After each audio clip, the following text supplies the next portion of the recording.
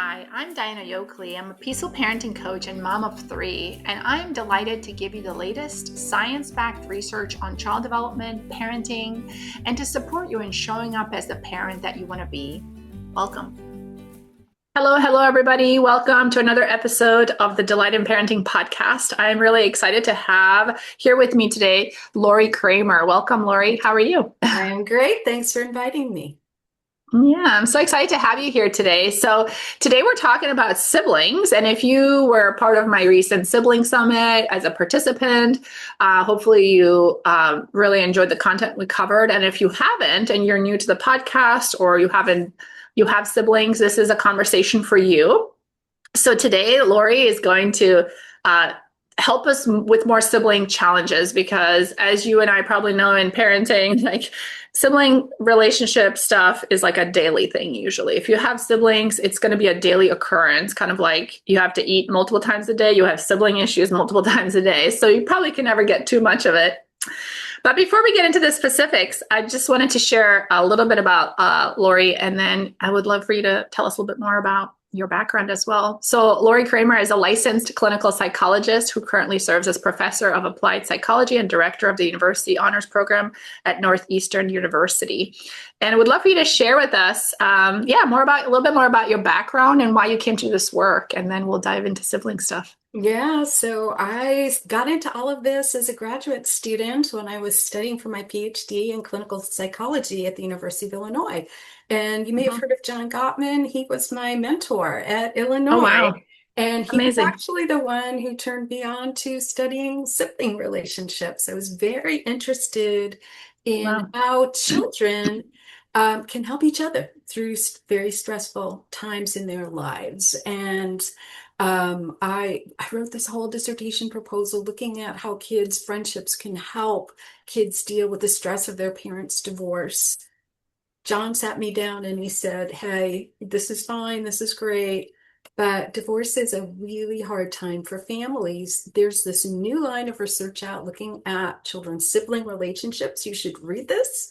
Judy Dunn is my academic hero. She did this amazing study looking at the early development of children's sibling relationships. And I was able to take that idea and incorporate my ideas about how children's friendships can really help them develop some coping strategies for dealing with stressful life events. And it turned out they also were very helpful in helping kids develop social and emotional competencies that translate beautifully to help them develop more positive relationships with siblings. So I've been studying families for a very long time, doing Yeah. research, trying to understand what are the things that predict more positive sibling relationships and how can we take what we learn and translate that into programs or other resources that families actually can use. So that's where I've come from over a pretty Yeah. long period of time of studying siblings and working with families. Yeah, and I love your background because it's based on Mhm. research, which you mentioned before, like decades of like studying this, right? And I know that the Gottmans are heavily research based, and I love how he was your mentor because I think Dr. Gottman is the one that coined the term emotion coaching, which is something Mhm. we talk about a lot on my podcast, and it's such an important element of the parent's skill to learn to emotion coach their child and becoming more of an emotionally intelligent parent. Mhm. And so I love how we're taking all of those kind of research backed concepts and applying them to siblings because I think sometimes, well, at least in my world, siblings are always around, but they don't get enough attention in terms of like these strategies and skill building. So I'm really excited to have you here today. Yeah. So yeah, so tell us more about. So I want to definitely. I would love for you to talk about the parent lab um, community you have for parents and your program Mhm. for. And then I'd love for us to back into like what type of parents or how can parents know like if this um, podcast is going to be addressing their concerns. So, yeah, Uh-huh. wherever you want to start. Okay. So I've done a lot of research trying to figure out what makes these relationships really work well. What is it that kids do? What do parents do? What parents should not do? Most of my Yeah. work is really focused on younger years, although I have done some research looking at issues of parental differential treatment with adolescents too. But taking all that work together, I was able to identify a few factors that really seem to make a difference in helping kids get along. And they did boil down to how to help kids learn these social and emotional competencies that seem to be the cornerstone of very good relationships. And so Hmm. what I've done is develop a program for families where kids can learn these competencies and parents can learn what their kids are learning so that they can support them and look Yeah. for opportunities during the day to remind kids to use these new competencies. So it's been a lot of fun to do this. This work started as a program that was done in person for Mm. siblings that so we took siblings from like three or four families, developed a group for them, and I had these wonderful students and professionals actually teach these skills to kids together and have them practice and learn all of this stuff while I sat in a room with parents and we watched everything that was going on. And it was a lot of fun, and it was a great opportunity to help parents see how their kids Yeah. were learning these concepts. And we could talk about kind of specific situations that they may run into at home that they may be able to, remind kids, here's a good time for Yeah. you to learn something about, to use your new skills in self-control or perspective taking, emotion regulation. Of course, we didn't use this terminology with the kids, but parents truly got it. Yeah. I run that program for many years, and it was great. But I realized that I couldn't serve enough families if I was just doing this as an in-person program. And so now we've flipped it around and developed an online program that teaches parents how to teach their kids these social and emotional competencies. We'll talk a little bit about that later, and Yeah. this program is available for free for all families who have at least two siblings who are between the ages of 4 and 8. Wow. Concepts make a lot of sense for all families, and so I'm happy to go in a little bit deeper to talk about what kids are learning and how this may be helpful to them. But I'll pause. Yeah, that's amazing. Yeah, that's amazing. I'd love to dive into the social emotional skills that we're trying to Mhm. teach siblings. Would you touch Yeah. on some of those? Yeah, absolutely. So we kind of just start out, these are 4 to 8 year olds. And especially with four-year olds, they may not even realize that their parents want them and their siblings to get along. I know this sounds Hmm. ridiculous, right? But Yeah. it's true that, we kind of have to just start with the basics and talk about what siblings are like and how these are lifelong relationships, these are people that are going to be there for you or could be there for you later in life, that it's really worthwhile to invest in developing the most positive relationship that you possibly can. And really from there, it kind of opens up talking about how to ask each other to do things together, how to ask each other to play, to start an activity. And it sounds simple, right? But actually, it's not always simple for young kids. It can lead to a lot of conflicts when kids have different ideas about what to do, or one's busy doing something else. So we basically break it Hmm. down and talk about different ways and have kids try things out. What to do when you don't want to play with your sibling? How do you decline an invitation to play so that there's not hurt feelings or conflict? And Yeah. that opens the door for practicing some of these sorts of things. And from there, we work on perspective taking. So I think this is a really critical social and emotional skill for kids to learn Yes.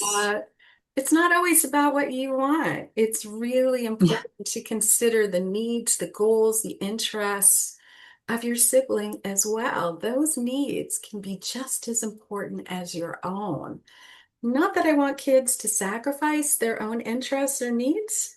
I want them to be able to talk about those things too, but they also need to look at situations from their siblings' perspective as well. And so we found some cool activities to do with the kids to help them incorporate that into what they're doing. Yeah. Yeah. Yeah. I love that it sounds like yeah, and I know siblings are kind of like a playground where children can experiment with social skills for future Mhm. friendships and even real-time friendships, but also future relationships with the most intimate relationship for life, right? Oh, Specifically because siblings spend so much time together over the course of their lifespan. And so it's a really good playground to practice these social skills, which I think is one of the things that we're really sometimes lacking, especially in the United States, with the loneliness epidemic in general, and now with all of this social media, like internet, smartphone stuff. It's very mhm. antisocial activities face to face, even though it's more social online. And I Wow. feel like we're kind of going down this like lack of practice. But what you're teaching in Yeah. this class is let's go back to basics. Like this is how you talk to a human, whether they're your age or older. Right. And it's so funny because the kids can see automatically how this applies to other relationships, not only their Hmm. siblings. So we'll talk to kids about using their siblings' steps, for example. And they'll, parents will come back the next week and say, my husband and I were having a little quarrel about something, and Joey came in and told us we needed to use our sibling steps. And so they see it. They see how it Yeah. can really help them. And I love that idea because you're absolutely right that there is a spillover, a good spillover, when kids are developing some good practices of how to relate to their sibling. It's going to bleed Yeah. over in a good way to their friendships, to Hmm. their peer group, and later on to romantic partners. Yeah. Yeah. And I also heard you mention it's important to consider both people's roles, which is something that, we're always kind of balancing, right? Even in parent-child relationships, it's not always just about the child's intense feelings. When you erase yourself from that picture, it's almost like they become more out of control. And same with siblings. So sometimes kids can get stuck in these roles of like the dominant one, the submissive one, the whiny one, the aggressive one, whatever it is. And we're trying to teach them like healthy self-esteem. Your needs are important and what you need is important. Also healthy boundaries, like it's not okay for people to do that to you. You need to learn to say no. But at the same time, this perspective taking of you're not better than the sibling, you're not better than the next person. Let's not like foster narcissism, right, and grandiosity. We're trying to say, what does it look like from their perspective, which requires empathy and Yeah. perspective taking. Yes. So it's really like this balance, right? Like there's two of us in this sibling relationship. How Yeah. can both of us get our needs met to the best of our ability? Some kind of win-win, even if it's not a perfectly distributed win-win. Exactly, and that's really the basic premise of the whole program, to help kids really be aware of what they need, what they want, to Yeah. recognize their siblings' needs and wants, which could be the same, it could be very different, Mm-hmm. and then to get to a place ultimately where they can have open conversations with one another, where they both Mm-hmm. present really what they need and learn a process of collaborative problem solving to think about their arguments or disagreements as problems, not as catastrophes, but really problems because problems can be solved. Maybe Right. not totally, but at least we Yeah. can help kids learn how to manage their relationship, manage those disagreements and conflicts so that they walk away feeling that at least their most important need was met through that Mm-hmm. process. Mm-hmm. That's really what we're aiming for. So Mm-hmm. there's Mm-hmm. other pieces to this because in order to get to that place where you can really be effective with collaborative Yeah. problem solving, kids also need to know more about their emotions, how they Mm-hmm. talk directly about their emotions. We work with them to expand broaden their vocabulary of emotions so they're not just relying on, the most common things parents hear about anger or even hate, their Hmm. fury, but really to help them understand things like disappointment or frustration or embarrassment and learn to talk about those things, which can really reframe the conflict in a more productive manner. And then Yeah. we work with kids on how to learn how to regulate some of those more intense or difficult emotions so that they're not just so overly overwhelmed or frustrated or overstimulated, but rather they've taken some time to process, to self-soothe, to find some way to regulate those emotions so that they're prepared to really come back Yeah. and work together collaboratively. Yeah, yeah, that's a great point about emotional regulation because they can't use the tools that they're learning, even if they know them, if they are dysregulated. Right. And generally, when I'm working with parents, I tend to focus on co-regulation because, Hmm. especially kids 4 to 8, they might have trouble still, probably do naturally, just regulating on their own. And I would love for you to expand on this. Are there other elements that you're teaching kids, like mindfulness or like, yeah, like things they can do on their own to start to practice, even though the majority is going to come from co-regulation from the parent. Is that how Yeah, it's usually? some of it will definitely come from co-regulation, and we're Uh-huh. definitely working towards preparing kids for being able to ask themselves questions about whether they need to regulate their emotions, first of all, just to Yeah, recognize those moments. And then we work with them and basically teach them about 10 different ways that they can manage those emotions and start to think more expansively about what they can do to help yeah, themselves and prepare to have that problem-solving conversation. So some of those ideas and strategies definitely connect back to mindfulness, relaxation, hmm, just spending some moments thinking about what they need or want, or, actually just calming activities, coloring, or sometimes expending energy. Go run around the backyard if you have your parents' permission. hmm. Different strategies are going to work differently for different kids. But our goal is to not ultimately not have to rely on parents for Oh, I love that that. The parents would love to hear regulation. that too.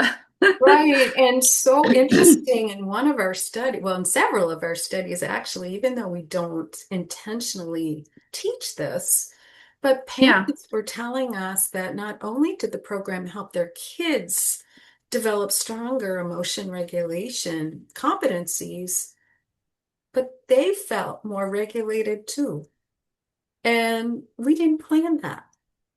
But, interesting. Yeah, it makes total sense that if your kids are starting to develop more ability to yeah, manage their own yeah, emotionality, and maybe even a little bit more towards conflict management with their sibling, they're going to feel so much better. They're going to feel yeah, like they can handle the situation, even though hmm, it is stressful raising siblings. This is all yeah, difficult for parents, and I really empathize.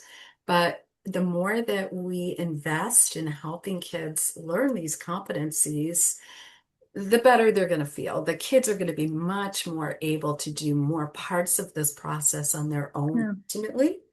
And parents are going to be much more able to do less and less, more, reminding kids, this is a good time to use those skills that hmm, you have. I know that you can do it. If you need help, yeah, and get me, I will help. But let's see what hmm, you guys can do together to work through this issue. And hmm. over time, they can do it. So the studies, you guys basically, whoever is enrolling in the course becomes part of is everybody that's enrolled like a participant, or Yeah, can they opt out of, or everybody's just part of it? Yeah. yeah, we ask people because it's a free program at this point. They're contributing Right. to the research on it.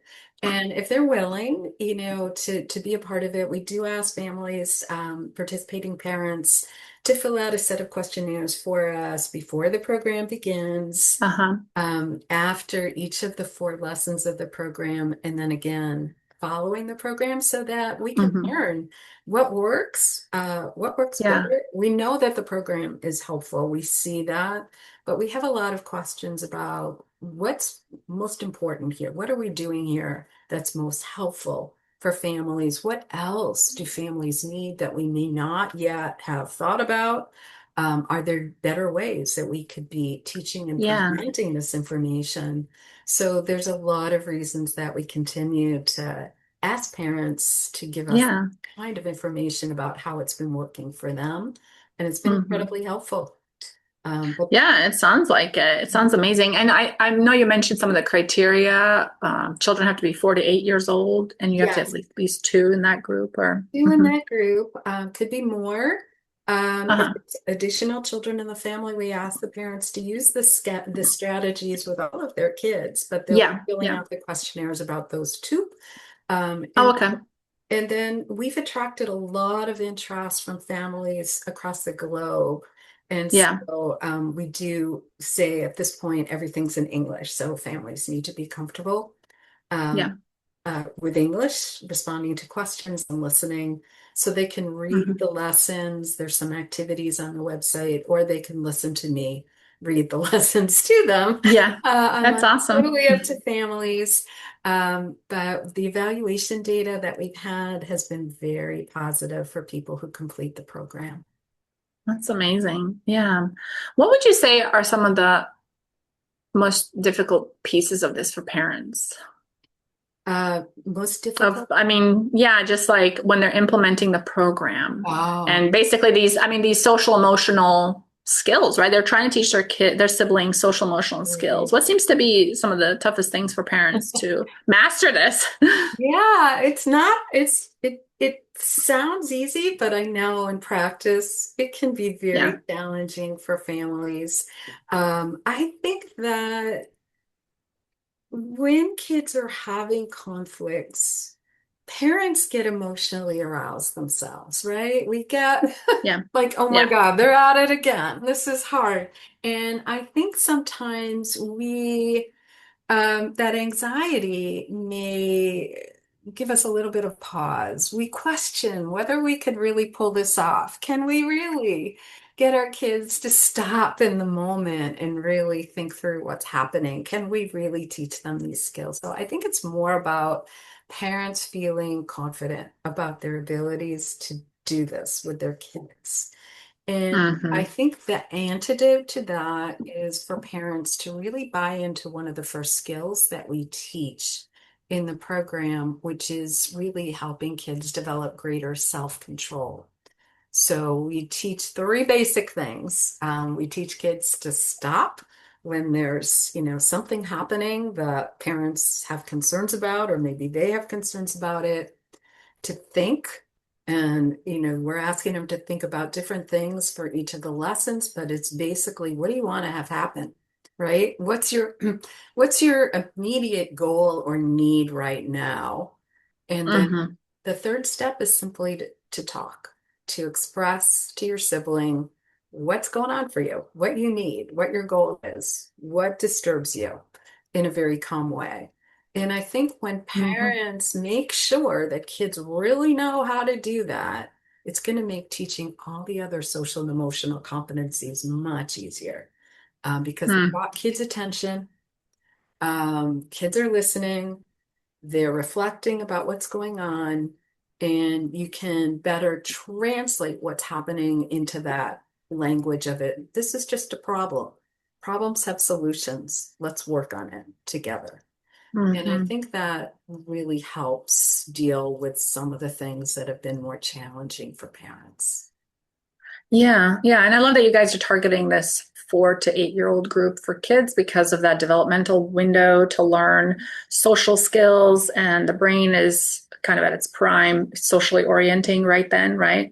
And I'm wondering if you can speak to parents who might be thinking, well, one of my kids or all my kids are older than that. Yeah. Is, what about me? is there any hope for me and my children? Yeah, And what, just yeah, in general, if you can speak to like, yeah. what are the opportunities for shifting these things later, especially if like kids have a chip on the shoulder or there's sibling rivalry or resentment that's built up? Yes, I think that the social and emotional competencies that we've been talking about apply to kids. They apply to adults. They apply to, Yeah. you know, my colleagues in faculty meetings. I'm Yeah. Yeah. always laughing. I've taught a 4-year-old how to solve problems. I think we should be able to do this. So I So, think those yeah. basic competencies do apply. So I think, what's different is the language that we use to explain this to kids and the Hmm. examples that we teach our parents to be able to Hmm. think about as they do this. But I think that there are additional issues that come into play as kids are older, which is why Yeah. we didn't open up this program in this form for all families. We're really trying to pay attention to those developmental characteristics.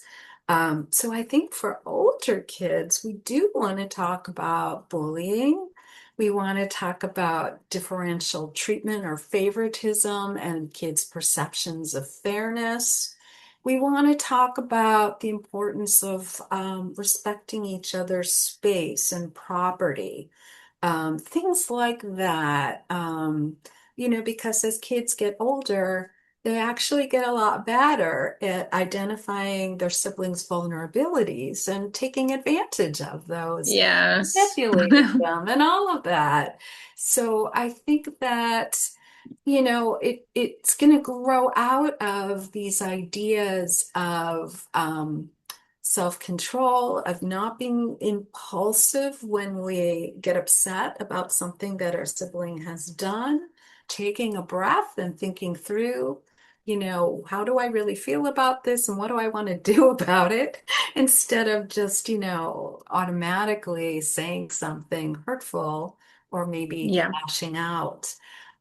So I think it applies, but in a very different way. Perspective Yeah. taking, empathy, theory of mind, understanding the inner states, the inner workings of another person's mind and what situations they're facing. Those are all really important for older kids.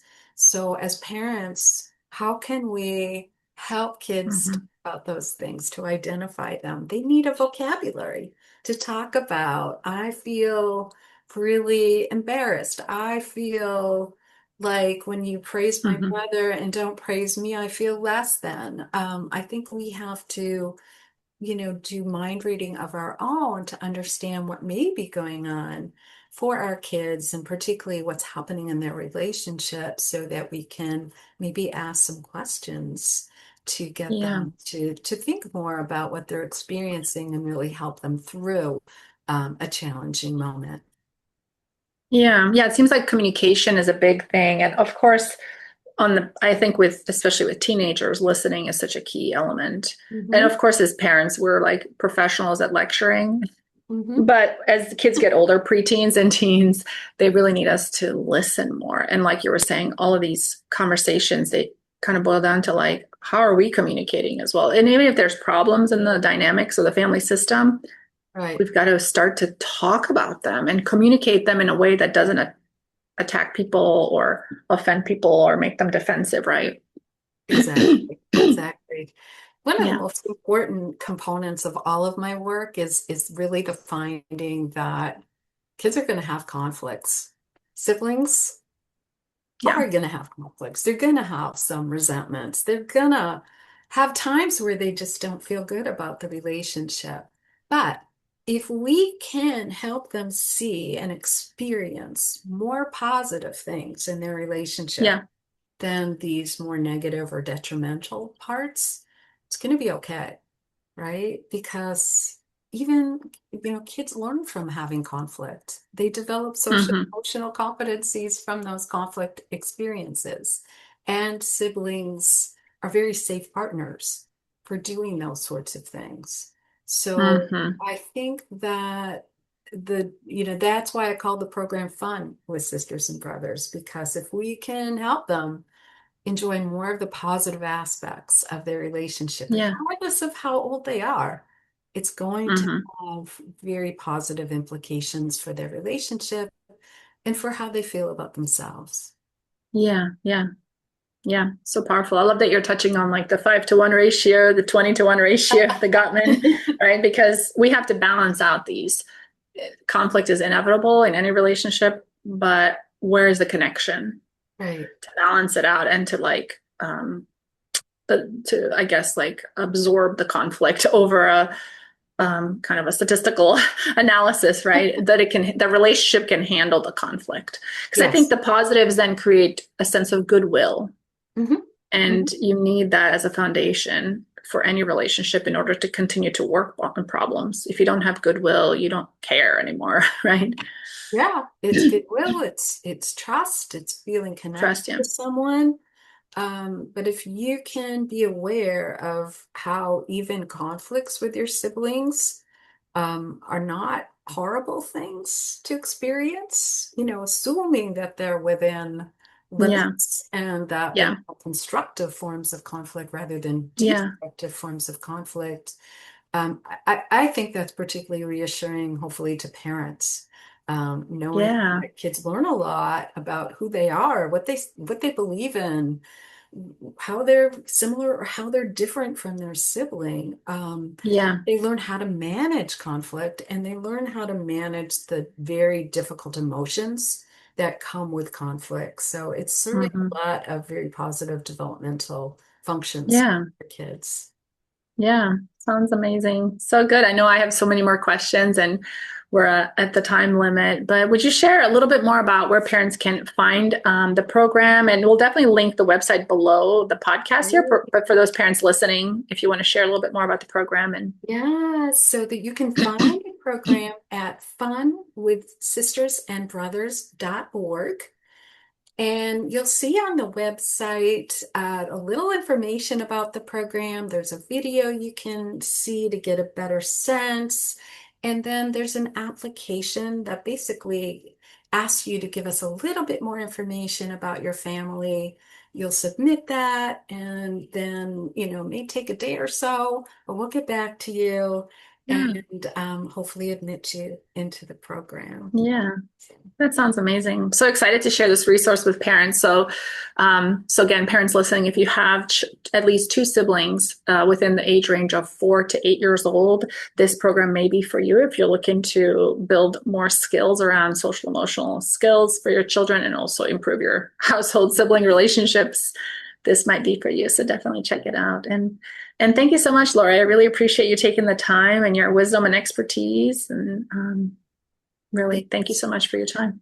Thank you. It was a pleasure. You too.